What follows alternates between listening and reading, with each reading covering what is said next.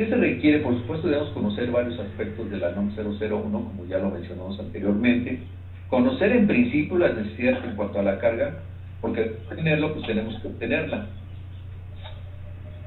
¿Dónde se llevará a cabo la instalación? Pues también tenemos que acudir al lugar para ver dónde se va a llevar a cabo la instalación, enterarse de las condiciones operativas de la acometida donde nos conectaremos. Y una vez conocidas las cargas eléctricas, en el caso que tengamos que hacer un levantamiento, elaboramos el cuadro de cargas para hacer el resumen. ¿Y por qué necesitamos esto? Pues porque ya nos vamos a empezar a meter a la parte de la memoria técnica, ¿no? Conocer la carga eléctrica representa acudir al lugar. Si nosotros vemos esta foto de la izquierda, pues si nos piden hacer un levantamiento de esto, pues tendremos que llevarlo a cabo. ¿Cómo lo vamos a llevar a cabo? Pues lo tendremos que llevar a cabo considerando la carga de cada vivienda, ¿no? Y después llegar hasta el lugar donde vamos a alimentar para ver cuál es la necesidad que tenemos y con qué contamos. A lo mejor aquí no se ve nada de redes de distribución aérea como POT, pero a lo mejor esto es un pueblo mágico y ya está en estas banquetitas, ahí va la parte de baja tensión. En una industria como esta, pues igual a lo mejor si nos piden hacer el diagrama porque no lo hicieron y se conectaron así, pues necesitamos sacar la carga de todas las máquinas, del alumbrado, etcétera, para considerar esa carga, que es muy importante para la elaboración del diagrama municipal. Y ya no se diga este edificio que está aquí a la entrada de la Ciudad de México, que le llaman el Pantalón, pues igual, ¿de cuánta carga presumimos que pudiera tener? No lo sabemos, ¿no? Necesitamos considerar, si no tenemos la carga, considerar el número de pisos, que son alrededor de 20 pisos o más, no lo sé. Y si no tenemos las condiciones de medir la carga, pues tenemos que ir a la norma para considerar los watts por metro cuadrado que se maneja en la norma en cuanto al alumbrado se refiere o también en cuanto al contacto se refiere. Y así como esa situación, pues hay también esta parte. ¿Dónde se va a llevar a cabo? Pues a lo mejor aquí también necesitamos hacer una cuantificación de la carga, ¿no? Como en este pueblito, con esas casas, en esos departamentos, también tendríamos que cuantificar la carga. No se diga en conjuntos habitacionales como Santa Fe o Interlomas, igual necesitamos acudir al lugar para ver qué es lo que tenemos ahí. Aquí, por ejemplo, podemos ver tenemos un poste, creo que es un seccionador, no sé qué es lo que haya por ahí, pero sabemos que de aquí tendremos que ir a lo mejor de manera subterránea a subestaciones tipo pedestal o pozo para llegar a estas instalaciones y dar la conectividad. No se diga en las fábricas o en los parques industriales que la carga y la demanda es superior a la que comúnmente trabajamos, ¿no? Estas son las condiciones operativas de la acometida. Si nosotros vemos esto afuera, los que tenemos ya esa experiencia, ese conocimiento, los que han estado trabajando ya en esto, pues se van a dar cuenta que esta es una línea de 23 kV. ¿Y por qué será de 23? Ustedes ya se van a dar cuenta, a lo mejor los aisladores, ¿no? A lo mejor los cortacircuitos, los propios aisladores de suspensión, los apartarrayos, ya sabrán ustedes de qué voltaje es. Y eso es muy importante, porque si no se tiene ese conocimiento, no vamos a poder llevar a cabo un diagrama unifilar. Y aquí, pues una transición, igual por la distancia que tenemos, los que conocemos un poco de esto, pues nos damos cuenta que si no conocemos el voltaje o la tensión a la que trabajan esos apartarrayos, o bien estos aisladores de suspensión, o bien esta transición, pues consideramos y calculamos, como todos lo sabemos, que un kV, es un centímetro por cada kV, ¿verdad? Para tener una distancia mínima de seguridad. Aquí igual, aquí quizá podría ser un poquito más difícil, a lo mejor identificar qué voltaje es aquí, porque pueden ser en 13.2, en 23 o en 34.5 kV. Aquí, pues bueno, ya observamos que esta es una distribución subterránea y aquí tenemos de alguna manera su murete de medición para cada una de las casas o los departamentos. Y bueno, el cuadro de cargas, que muchos de ustedes también lo saben hacer, tenemos que sumar las cargas. ¿Cuáles son las cargas? Pues el alumbrado, las tomas de contactos, las tomas especiales, los motores, etcétera, ¿no? Y ya de ahí partimos para empezar a cuantificar la potencia total en watts, que también la norma nos pide en volt ampere, o bien puede ser en watts o en volt ampere. Al final nosotros podemos hacer una conversión de los watts a los volt ampere y no tenemos problema. Ese mismo cuadro de carga nos puede servir para saber los conductores, las protecciones, las caídas de tensión, la longitud del circuito, las dimensiones de los conductores, etcétera, ¿no? Hay cuadros de carga sumamente elaborados y otros muy sencillos. Por ejemplo, en nuestra casa pues podemos hacer un cuadro de carga muy simple. A lo mejor tenemos un tablero cubo 4 o un tablero cubo 6 y nosotros por ahí ya empezamos a imaginarlo y a llevarlo a cabo. Por supuesto que se requieren los símbolos eléctricos, ¿sí? Los símbolos eléctricos para llevar a cabo ese diagrama unifilar. Aquí les muestro algunos, como ustedes tienen conocimiento también de algunos que se manejan. Por ejemplo, CFE en sus especificaciones técnicas tiene unos símbolos para elaborar los diagramas unifilares, ¿no? Los diagramas unifilares que se requieren emitir para que ellos nos aprueben un anteproyecto. Aquí pues tenemos algunos tableros, la puesta a tierra, ¿no? Que por cierto hay que ponerle solo 3 rayitas, la norma lo indica, solo 3 rayitas de esta manera, porque algunos meten hasta 10 rayitas y como que no es correcto, ¿no? La acometida, pues la acometida es el principal componente en un diagrama unifilar y que tenemos que manejar varios aspectos técnicos en esa acometida, no solo poner la acometida de CFE o la acometida suministradora o la acometida eléctrica. Necesitamos poner el voltaje, el número de hilos o las fases, etcétera. Y posteriormente de ahí pues vamos a llegar al equipo de medición que se representa así, que se representa con un círculo con una M, se representa así también como un sobre, etcétera. Y posteriormente pues ya de ahí partimos con nuestros conductores para elaborar. Esto para ustedes es muy fácil, seguramente los que conocen de esto, pero para los que no conocemos o no conocen de esto, siempre es difícil identificar estos símbolos. El diagrama unifilar, por supuesto, se compone ¿de qué? Pues de la acometida, ¿sí? Aquí tenemos las características de esta acometida que vamos a llevar a cabo y aquí ya tenemos un pedestal para alimentar, me parece que hay una tienda ahí de telas, ¿sí? Es un transmotivo pedestal y ya tenemos aquí la medición, ¿no?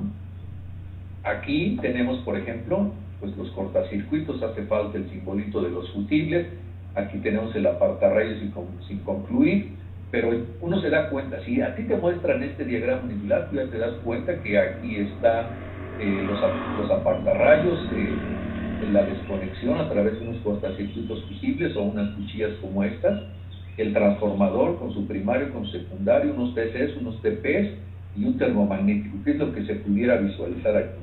De esta manera nos estamos involucrando ya en la elaboración de un diagrama unifilar.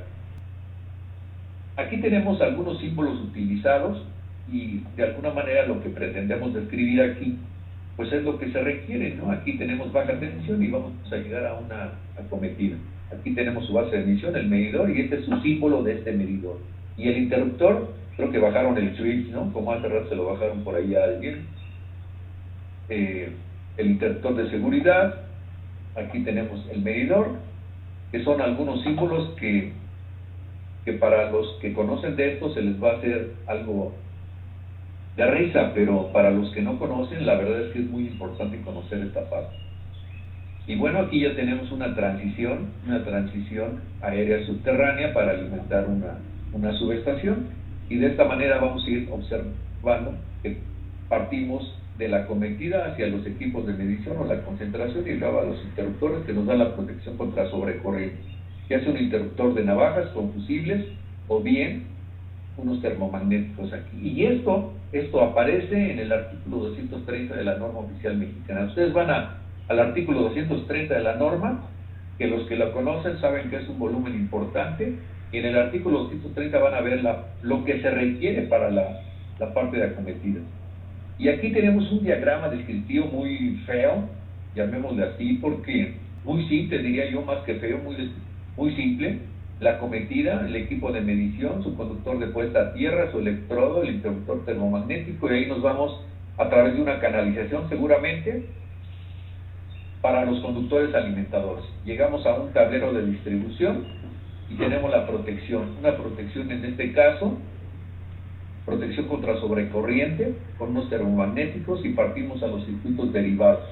Y cada una de estas, tanto la acometida como la medición, como la protección, como los tableros de distribución, como los circuitos derivados y las cargas, todo está considerado en la norma, para que de alguna manera vayamos observando que todo lo que hacemos está apegado a una norma, que por eso debemos darnos esa importancia de decir que conocemos esa norma, y los que no la conozcamos, pues hay que ponernos a estudiar esa parte para que tengamos mejores elementos de sustento y un contexto importante para cuando alguien nos pregunte.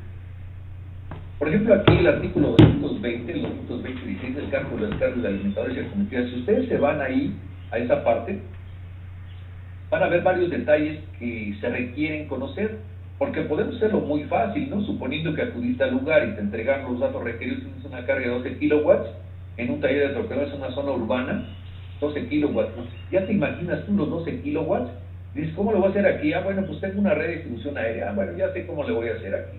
Seguramente voy a tomar de un transformador, el que está más cercano acá, y de ahí lo voy a tomar. Lo único que necesito es hacerle saber a Comisión Federal para que cense sus cargas, haga una toma de cargas y me diga si tiene la capacidad para alimentar. Lo que digo aquí, observas que la red de distribución esté cerca del inmueble, tienes que ver si hay un transformador cercano, ya lo dije, y llevas en mente que requieres 13 kVA, ¿no? O 12 kilowatts. Entonces, pues tan simple, cuando requieres los kVA que te piden kVA, pues haces tu operación, que todo el mundo sabemos, la corriente,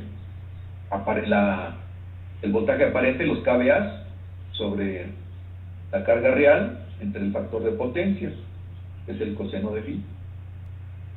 Y luego, insisto, en tu mente ya estás diseñando tu diagrama unifilado, la representación gráfica de tu sistema eléctrico. Este va a ser un sistema que se alimente por una cometida eléctrica de 3 fases 4 hilos. ¿Por qué 3 fases 4 hilos? ¿Por qué no monofásica?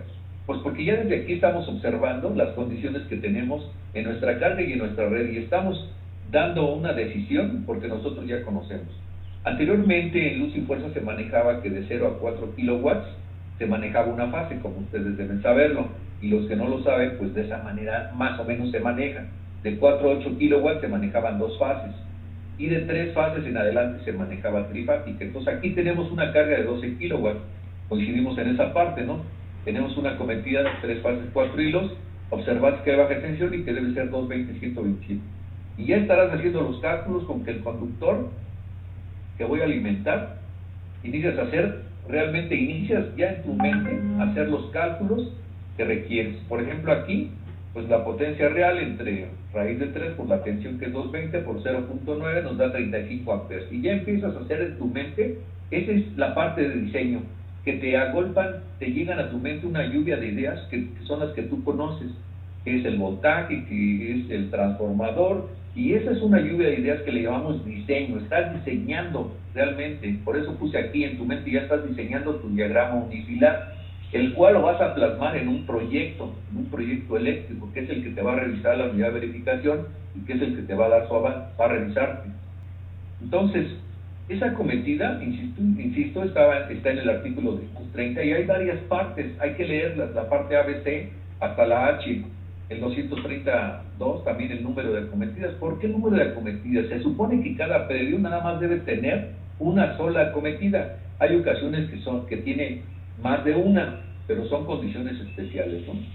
Y esas condiciones me las va a dar el suministrador cuando yo le dé mi información. El medio de desconexión también está ubicado en la parte de desconexión en el 230-205 y su ubicación en el 230-70. Volviendo, a lo mejor ustedes ya observaron acá el 230 y luego acá puse el 110 porque son requisitos de las instalaciones eléctricas. Si ustedes se ponen a analizar o a revisar o a leer el artículo 110, requisitos de las instalaciones eléctricas, por supuesto que necesitamos conocer cuáles son los requisitos de las instalaciones eléctricas para elaborar ese diagrama unifilar. Y sí, se requiere, por ejemplo, conocer cuáles son las tensiones que se utilizan, que aunque ya muchos las conocemos, algunos no las conocen, ¿no? Y las tensiones utilizadas, más usadas de corriente alterna, en la norma nos dice que son estas: 120, 127, 120, 240, 220, 127, 240, 480, 277, etc. Y un punto sumamente importante que deben manejar, o que deben manejar todos, son las limitaciones por temperatura en el 110.14c. A lo mejor bruscamente entré a esa parte de limitaciones por temperatura, pero es algo bien importante que debes manejar, porque cuando nos vamos a las tablas para considerar o para obtener los calibres de los conductores, no sabemos a dónde entrarle, si a la columna de 60 grados, a la de 75 grados o bien a la de 90 grados. Entonces, esto es algo bien importante que deben ustedes considerar y analizar. Y así de simple, las terminales de equipos para circuitos de 100 amperes Las terminales de equipos, ¿de cuáles equipos? De los interruptores, ¿sí? Básicamente, para circuitos de 100 amperes o menos, o marcadas para conductores como tamaño de 2.08 milímetros cuadrados a 42, que es del 14 AWG al 1 AWG.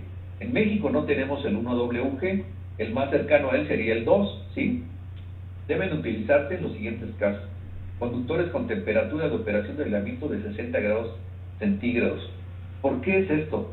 Pues porque esas terminales, si ustedes revisan un termomagnético en un costado, que pocos tienen la precaución de hacerlo en ocasiones, ahí dice exactamente qué conductor vas a utilizar, si puedes meter un solo conductor o puedes meter dos conductores, y la temperatura que manejas para este caso. Es sumamente importante analizar esto.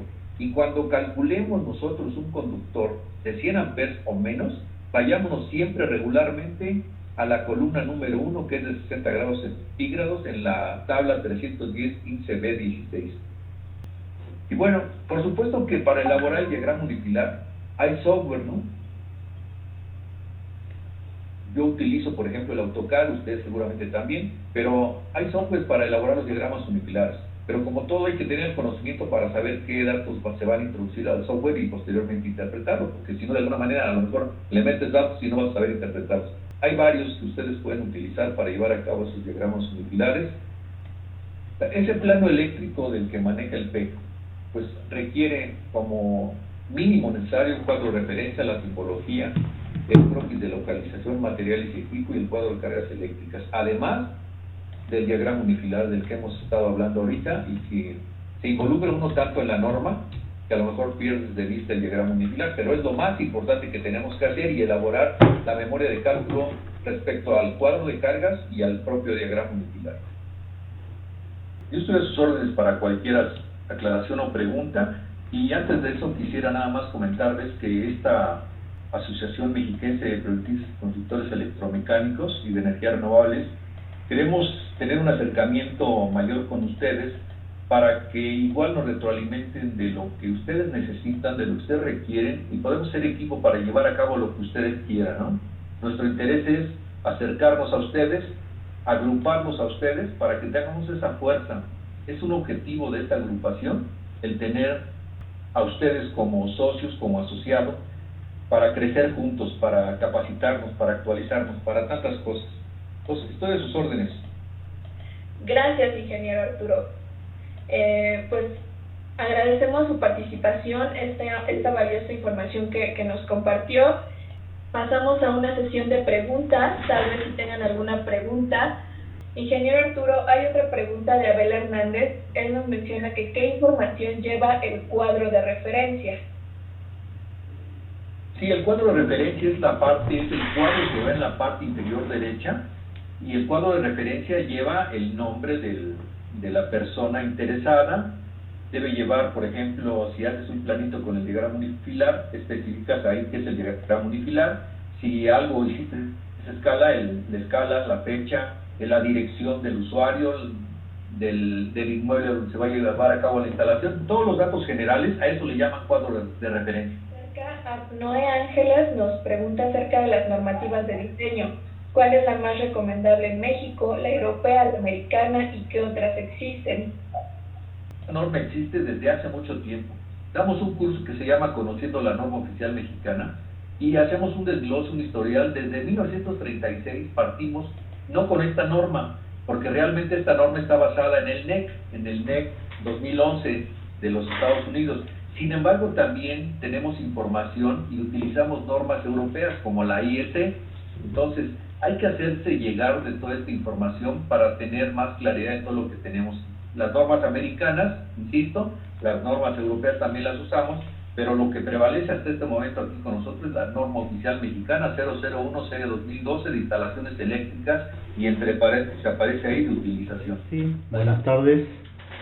Seguimos con las preguntas por parte de Saúl. Dice, buenas noches, ¿los mapas que presentó al inicio están publicados en la página del SENACE o dónde vienen los circuitos de alta tensión? ¿Esa puedes contestarla tú, Julián, por favor?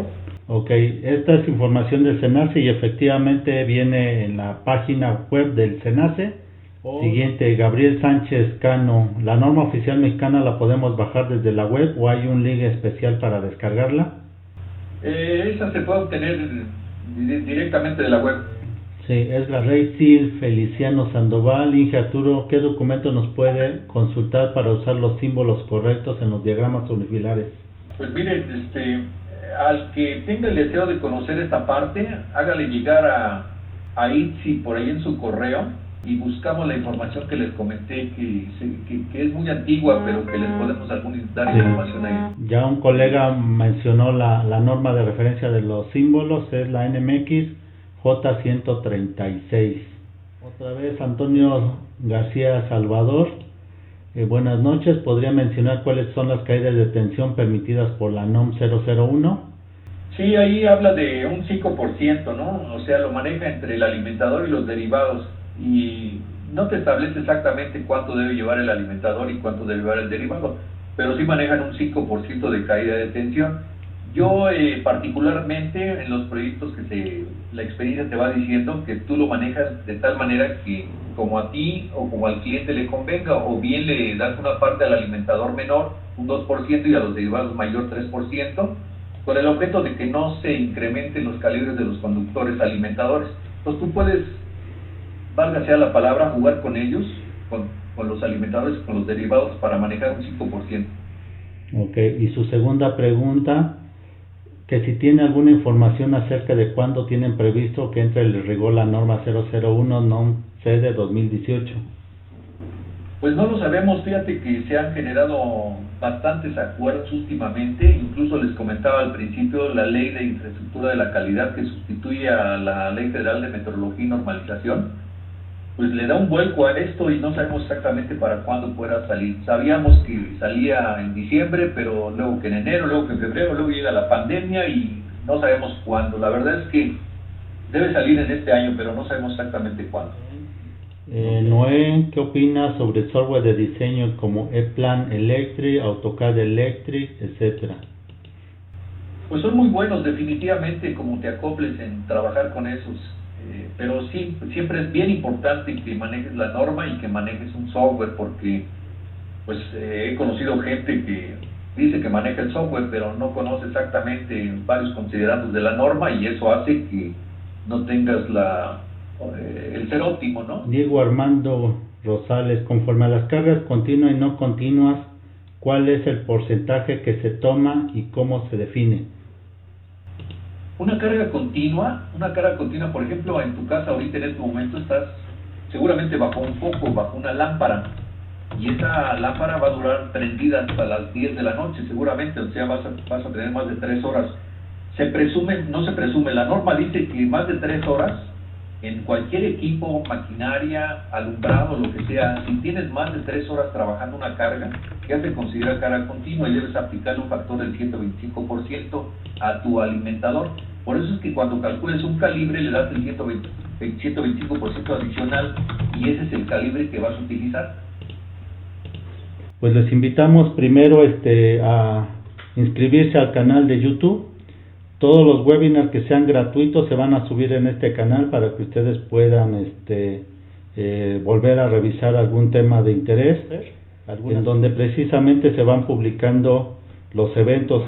Para el jueves es de finanzas personales, precisamente para ver qué hacer con el dinero que está escaso ahora y se pudiera poner más escasos después, incluyendo algunas introducciones sobre qué hacer para cuestiones del retiro, seguros y cosas de ese tipo. Igual va a ser gratuito. Y también se está actualizando nuestro sitio web, en donde está vinculado la página del Face, están nuestros datos, y aquí en el calendario ahí vamos a empezar a colocar los eventos que se vayan teniendo aquí, ya sea organizados por Amprocer o... Gracias, disculpen por la falla técnica. Pues sí, efectivamente, agradezco a todos su participación. Por medio del chat les mandé un enlace con una encuesta final. Bueno, no es una encuesta, son sus datos de participación, algún comentario que nos quisieran compartir para darles seguimiento posteriormente. Alguien preguntaba en el chat que cuál sería el medio de comunicación. Les voy a escribir el correo electrónico de la asociación. cualquier tema, duda, pregunta, sugerencia por este medio con su servidora, amprocer@gmail.com. Ingeniero Arturo López, muchísimas gracias por su participación. Ingeniero Julián Prado, a nombre de Amprocer les agradezco su participación. Si no hay algún comentario adicional, pues doy por terminada la sesión. Muy bien, muchas gracias. Hasta pronto.